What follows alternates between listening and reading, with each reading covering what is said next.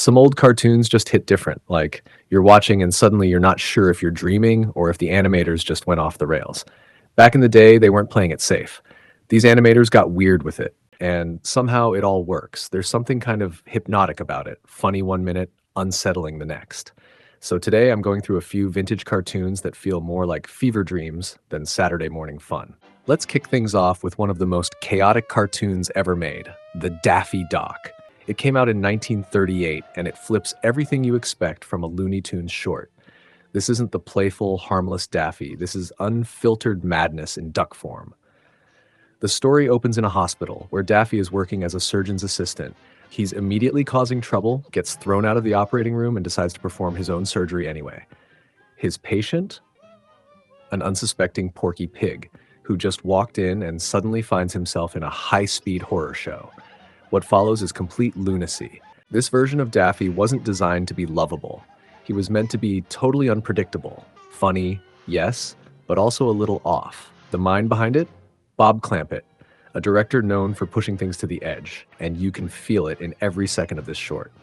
Let's move on to Balloon Land, an entire world made of balloons. It sounds innocent enough. Everything's soft, bouncy, and kind of adorable.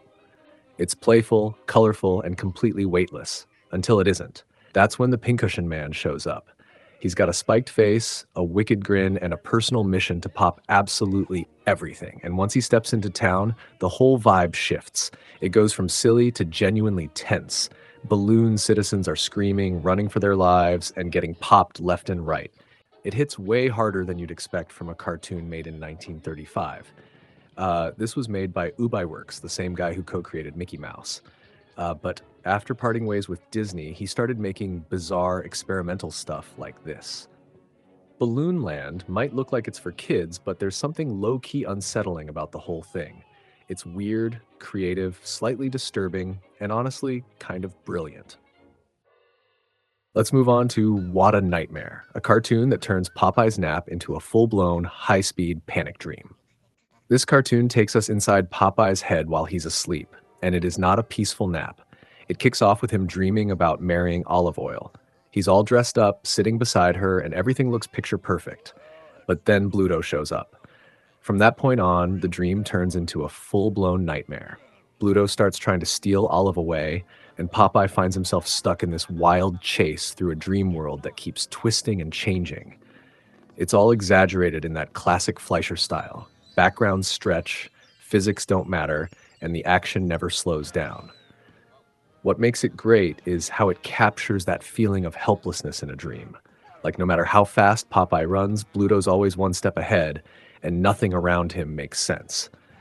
And just when things reach peak madness, Popeye jolts awake, furious. He wastes no time, marches straight over to Bluto in the real world and knocks him out cold. Then he walks home, finally calm, like nothing happened. It's funny, a little unhinged, and kind of relatable in that weird dreams make no sense but somehow still get to you way. A total classic. Let's move on to Zula Hula. And trust me, this one starts off flying. Literally. Released in 1937 by Fleischer Studios, Zula Hula kicks off with Betty Boop and Grampy soaring through the sky in a tiny airplane. Everything's cheerful until they crash land on a tropical island, and that's when things get weird fast. Betty's just trying to make the best of it, as usual. Grampy, being the inventor he is, immediately starts building a cozy little setup for Betty. A house, furniture, everything she might need. Things seem under control until they realize the island isn't empty. Soon, they're surrounded by a group of angry islanders, portrayed in that outdated, racially stereotyped way that sadly wasn't uncommon in cartoons of the time. It's uncomfortable and definitely a reminder of how casually offensive media could be back then. But in true Grampy fashion, he comes up with a wild idea. He throws together a makeshift musical instrument that gets the islanders dancing. It's a strange mix. Part playful invention, part problematic history, but visually it's pure Fleischer, bouncy, imaginative, and fast-moving from start to finish. Grampy, always one step ahead, doesn't waste a second. While the islanders are completely caught up in the rhythm, dancing in a frenzy around the improvised instrument, he quietly sneaks off to work on the broken plane. It's classic cartoon logic, and suddenly the engine sputters back to life like nothing ever happened. If nothing else, it's a vivid snapshot of 1930s animation. complete with all the imagination, energy, and flaws that came with it. Now for something totally different. Let's talk about Pencilmania. This one breaks every rule because it's a cartoon about making a cartoon and the characters know it.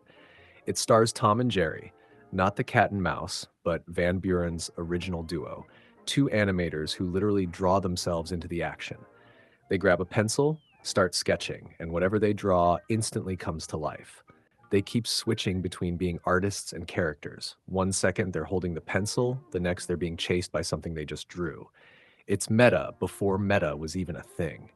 And the animation is super creative. The backgrounds transform on a whim, the characters erase each other, redoodle themselves, and use the pencil like it's a magic wand with no limits. It's playful, unpredictable, and kind of genius when you think about how early this was, 1932. Van Buren Studios might not be as famous as Disney or Fleischer, but this short proves they were doing bold, experimental stuff way ahead of their time. Pencilmania feels like animators showing off just how wild their imaginations could get when no one was telling them no. It's fast, it's clever, and if you love animation, it's one of those must-watch gems that reminds you why this era was so special. If your brain's still buzzing from all that surreal goodness, you're not alone. Drop your favorite trippy cartoon in the comments below. I'd love to hear what stuck with you.